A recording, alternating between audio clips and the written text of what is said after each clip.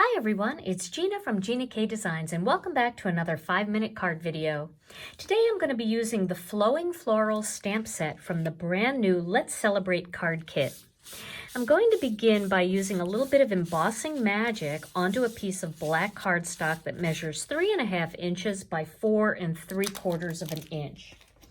Then I'm going to be using this flowing floral design and I'm going to put it down here in the bottom corner. I'm going to pick that up with the Door of the Misty, and then I'm going to use a little bit of VersaMark ink.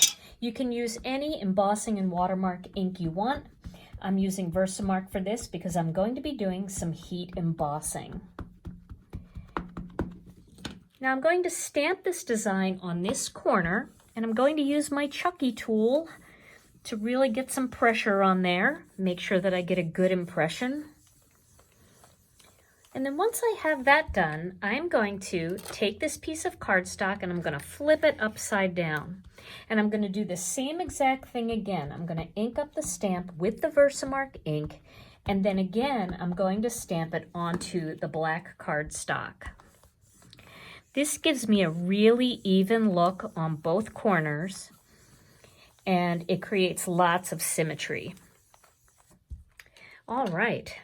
Well, now that I have that done, I am going to take a little piece of cardstock here, and I'm going to use some of the Gina K Designs Fine Detail Gold Embossing Powder. I'm going to sprinkle this onto the cardstock. Just make sure I get it all over that design. There we go. And then if I have any gold where I don't want it, I'm just going to use a little paintbrush here just to remove the gold from places that I don't want it to be.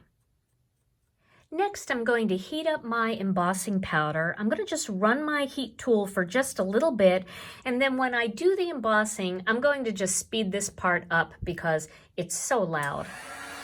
But I always like to heat up the tool a little bit because that makes your heat embossing heat faster and it prevents the cardstock from warping.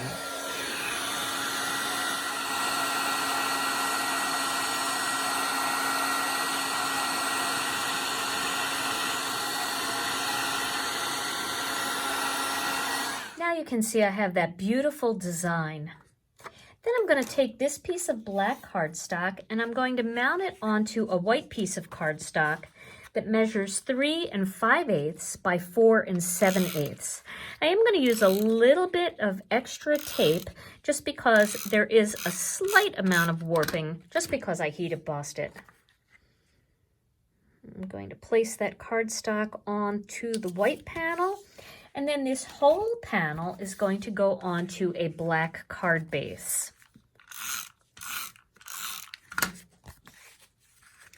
Now I've already pre-done a greeting using that same stamp set, and all I did was emboss it onto a piece of black cardstock, and then I cut a border just a little bit bigger.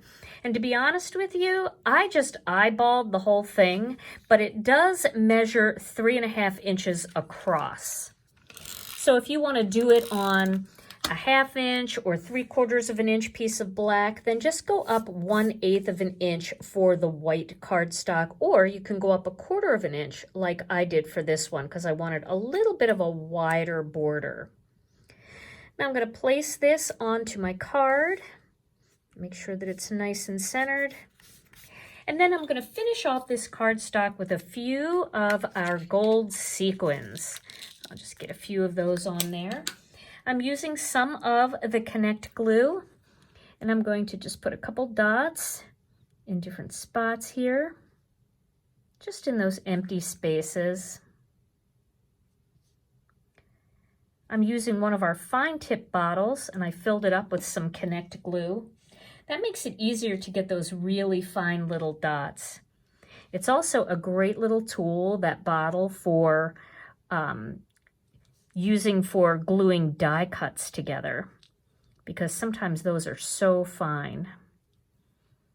So I'm just picking these sequins up with my Marvy jewel picker. And people often ask me which side of the sequin goes up.